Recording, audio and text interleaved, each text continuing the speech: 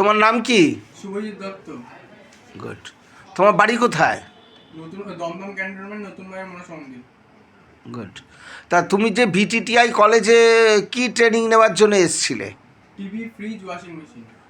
তা তোমার এই ফ্রিজ এসি ওয়াশিং মেশিনের কোর্সটা কীরকম লেগেছে? স্যার ভালোই লেগেছে। তুমি কি টিভির কোর্সও করেছো? না স্যার, তাহলে টিভি বললে কেন? বলো ভুল হয়ে গেছে। ভুল হয়ে গেছে। গুড।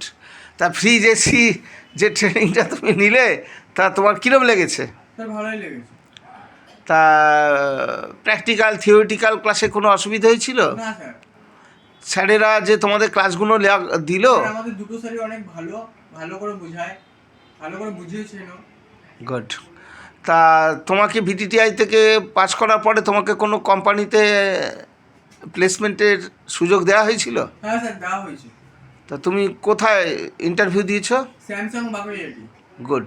তা সেখানে কি তোমার অ্যাপয়েন্টমেন্ট হয়েছে? হ্যাঁ স্যার, হয়ে গেছে। তুমি কত তারিখে জয়েন করছো? স্যার 2 তারিখ।